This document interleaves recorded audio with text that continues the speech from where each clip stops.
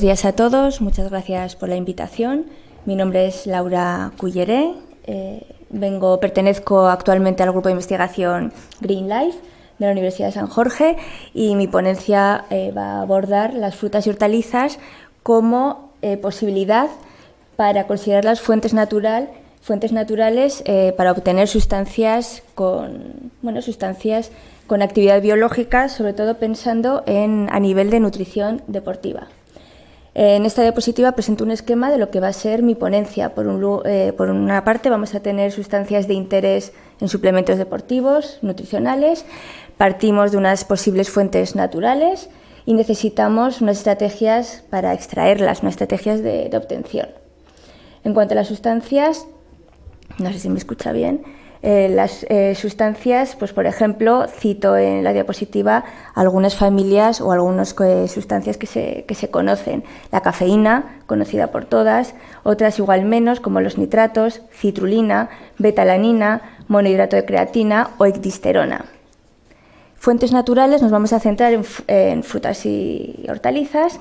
Presento sandía como posibilidad, pepino, melón, espinacas, remolacha, simplemente a modo de ejemplo. Y extracción, como estrategia de extracción, hay muchas, partimos de disolventes clásicos, otras, y actualmente se está estudiando y se está fomentando la investigación en disolventes con la etiqueta verde, que veremos a continuación más adelante en qué consiste o cuáles son las características de estos disolventes. A modo de introducción, comentar que actualmente está en auge la demanda de suplementos nutricionales y deportivos, pues para fomentar, para mejorar el rendimiento, lo cual lleva a investigar sobre qué moléculas tienen actividad en este efecto. Algunas de estas sustancias tienen la característica que se encuentran en fuentes naturales como frutas y hortalizas que todos consumimos en nuestros hogares. Cito, en primer lugar, la cafeína y monohidrato de creatina, porque es verdad que las fuentes naturales que voy a comentar no son frutas y hortalizas, pero sí son muy conocidos por todos nosotros. La cafeína es un estimulante psicoactivo del sistema nervioso que lo que hace es disminuir la sensación, cómo percibimos la fatiga. Se puede extraer, conocemos que está presente en café, en el té, en cacao, por ejemplo. Monohidrato de creatina es un péptido formado por aminoácidos como la glicina, metionina o arginina, interviene en la producción de energía a nivel muscular y además se ha asociado a mejoras en funciones cognitivas y rendimiento cerebral. Se conoce que se encuentra presente en carnes rojas y en marisco. Pasándonos ya y centrándonos en las frutas y hortalizas, tenemos la primera molécula bioactiva que vamos a tratar, la betalanina. Es un aminoácido no esencial, precursor de la carnosina, que actúa como buffer intracelular, disminuyendo la fatiga que se causa por la acidosis debido al ejercicio. Esta molécula bioactiva la encontramos en sandía y calabaza. La ecdisterona, con este nombre tan raro, o beta-hidroxiecdisona, es un esteroide natural que se encuentra tanto en plantas como en animales. En plantas tiene la peculiaridad que la usan las plantas para protegerse de los insectos y en animales es una hormona esteroide. Esta molécula se encuentra de forma importante en las espinacas. Y por otro lado tenemos una familia de moléculas bioactivas que son precursoras del óxido nítrico.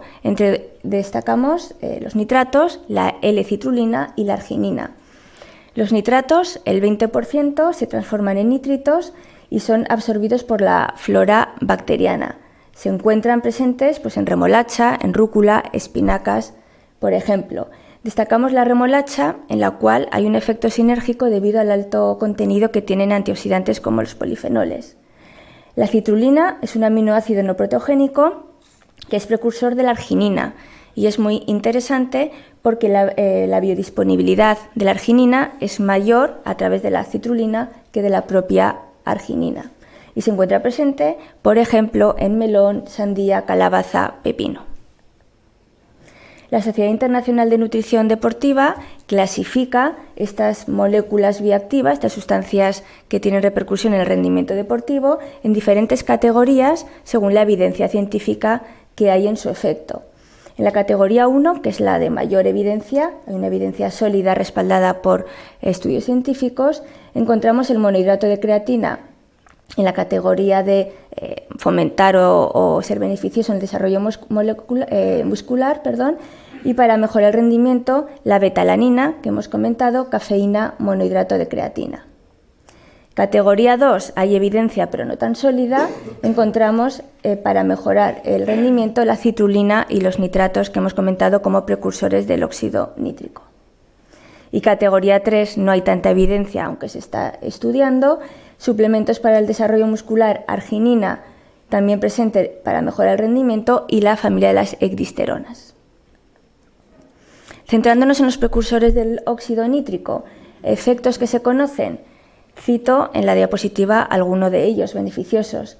Vasodilatación arterial, tiene un efecto en el aumento del flujo sanguíneo, regulación de la contracción muscular, consumo máximo de oxígeno durante el ejercicio, efectos también en la tensión arterial y homeostasis de glucosa y del calcio.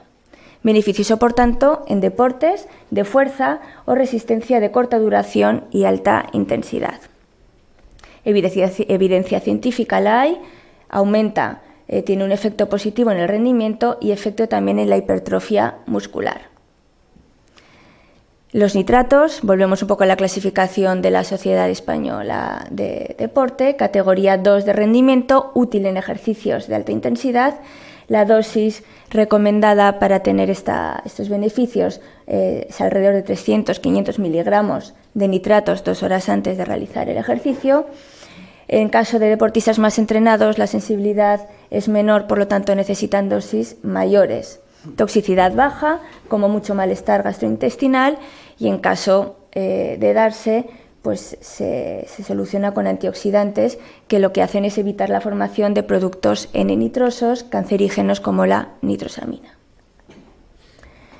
La L-arginina, categoría 3 en la clasificación de rendimiento, ya hemos comentado que es un aminoácido semiesencial, se produce de forma endógena en nuestro cuerpo, en riñones, hígado, a través del ciclo de la urea, pero tiene una baja biodisponibilidad oral.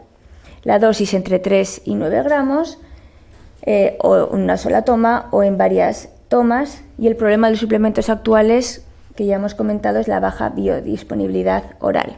Toxicidad baja, solo si se ingiere en cantidades superiores a 30 gramos, ocasionando como mucho un malestar gastrointestinal o hipotensión. Citrulina, categoría 2 de rendimiento, precursor en la síntesis de la arginina, y hemos comentado precursor asimismo del óxido nítrico, más eficiente que la arginina, dosis entre 5 y 10 gramos, óptimo más de 8 gramos, toxicidad baja, como mucho, de nuevo, malestar gastrointestinal.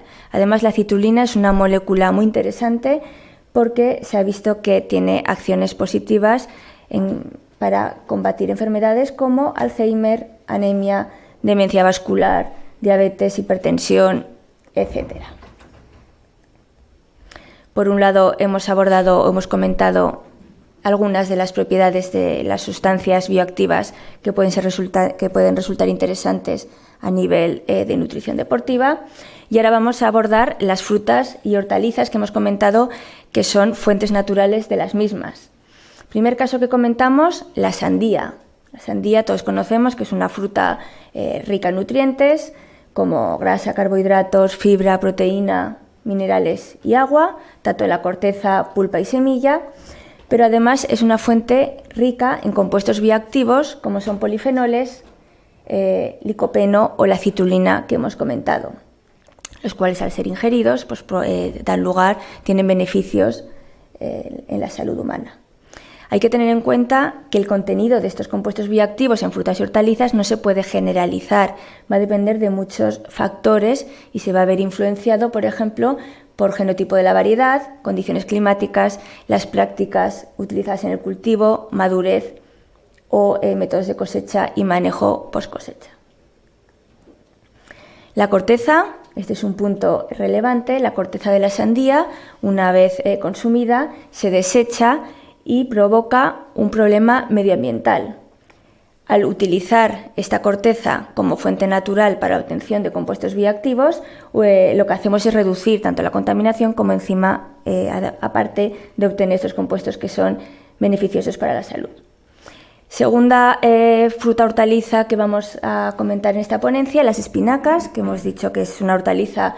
Bueno, sabemos que es una hortaliza de hoja verde, alto poder nutritivo, vitaminas, minerales, proteínas, previene enfermedades como anemia, colesterol, hipertensión y es al ser rico en un antioxidante como la vitamina E, es importante para combatir el envejecimiento y además es una hortaliza rica en la molécula que hemos comentado, ecdisterona, una hormona esteroide que los atletas suelen incluir en sus dietas para aumentar la fuerza y la masa muscular durante entrenamientos de resistencia y además reduce la sensación de fatiga y la falta de recuperación.